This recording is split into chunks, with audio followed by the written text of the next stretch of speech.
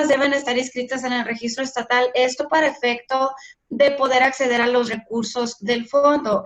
No sé si lo comenté ahorita, los proyectos, de dictamen que realizamos también están enfocados en atender todas las solicitudes. Me parece que ahí una diapositiva faltó o se saltó, porque los proyectos de dictamen también están encaminados, enfocados a resolver las solicitudes que realizan las víctimas en cuanto a las medidas de ayuda inmediata, ya sea en carácter de urgente, creo que antes de esa.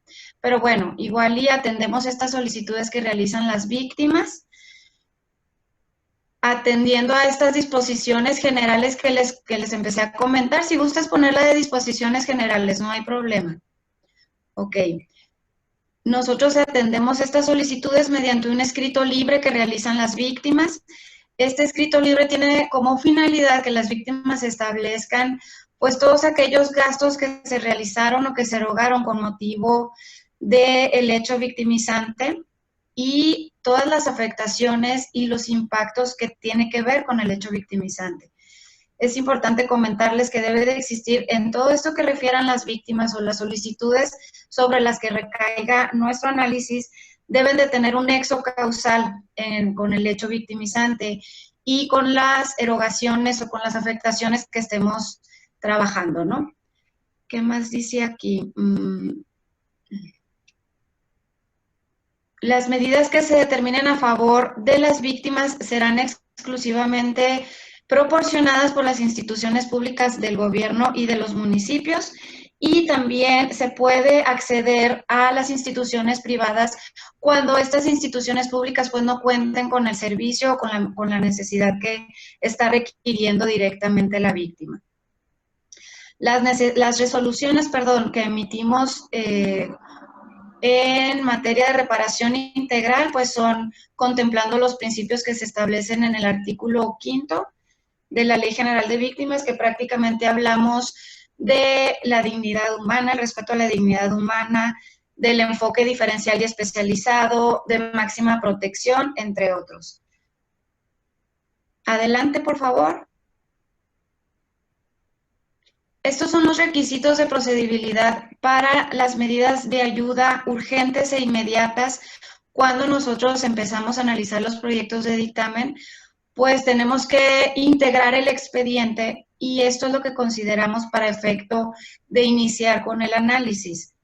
Es decir, requerimos el acuerdo del registro estatal de víctimas, el escrito libre, como les comentaba ahorita, la negativa de la institución pública en caso de que no cuente con el recurso, con el apoyo que se requiere para poder nosotros acceder al recurso y justificar de cierta manera que se va a necesitar la intervención de alguna institución privada. Requerimos del estudio socioeconómico, dictámenes médicos, el informe técnico con enfoque psicosocial. Ahorita les vamos a explicar un poco de esa parte. Necesitamos saber la situación jurídica del caso en algunas circunstancias, lo que es el plan de atención integral. Esto nos permite a nosotros darnos cuenta de todas las medidas que se han implementado a favor de las víctimas, ya sea víctima directa o víctimas indirectas. Y esto es mucho de lo que hablaba nuestra compañera de la asesoría jurídica. Hablamos de una integralidad de todos los servicios, atendiendo los 3 momentos que conlleva la atención victimológica.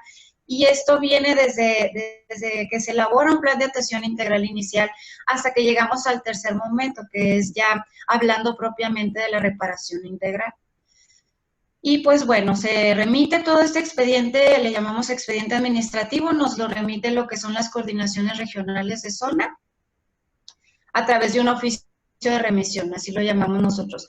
Estas son, digamos que son requisitos, como les comento, son requisitos que nosotros advertimos después de haber analizado lo que es la Ley General de Víctimas y a partir de que se armonizó la Ley de Víctimas para el Estado de Chihuahua, para efecto de hacer más claro el proceso, sobre todo cuando estamos hablando del proceso de reparación integral, que estamos nosotros muy conscientes que el proceso reparador inicia desde el momento en que estamos integrando el expediente hasta que ya se emite el proyecto como tal. Por eso es importante que exista esta debida integración para efecto de no dejar de lado, de no pasar alguna necesidad o algún impacto que las víctimas tuvieron con motivo del hecho victimizante. Adelante, por favor. Y ahora sí, pues bueno, para hablar propiamente de la reparación integral, la Ley General de Víctimas nos habla en sus numerales 26 y 27, lo que comprende la reparación integral. Hablamos ya de medidas de reparación integral que contemplan las medidas de restitución, de rehabilitación, compensación, satisfacción y medidas de no repetición. Nosotros lo que hacemos desde el Comité Interdisciplinario Evaluador es visibilizar desde un primer momento lo que es la participación de las víctimas para efecto de poder acotar o abordar estas medidas de reparación al caso en concreto y a las necesidades que se adviertan de lo que derivó del hecho victimizante y las afectaciones que tuvieron cada una de las víctimas. Entonces es muy importante y en eso radica mucho lo que es la integralidad de la reparación. La ley marca que las medidas de reparación o la reparación como tal debe de ser oportuna, diferenciada, transformadora, integral y efectiva. Mucho de lo que comentaba en un momento ahorita la comisionada, buscamos que la reparación integral sea transformadora. Es decir, por ejemplo, si estamos ante un delito que implique una violencia feminicida, pues evidentemente tratamos de que la reparación esté enfocada o tenga un enfoque transformador, de manera que no regrese o no restituya a la víctima al estado en el que se encontraba. Se trata de transformar la situación de manera que que nos permita evitar que se produzca el daño. Adelante, por favor. Estos son algunos criterios que nosotros consideramos desde el comité para efecto de realizar los análisis de los casos. Particularmente vienen señalados en el artículo 64 que contempla lo que son las medidas de compensación. Estos daños, pues estamos hablando de daños materiales e inmateriales, vienen establecidos tal cual, expresamente como lo son el daño físico, el daño moral, lucro cesante, pérdida de oportunidades, daños patrimoniales, gastos y costas, tratamientos médicos o terapéuticos, gastos comprobables derivados del hecho victimizante, es decir, son daños materiales e inmateriales, así se identifican incluso desde la Corte Interamericana.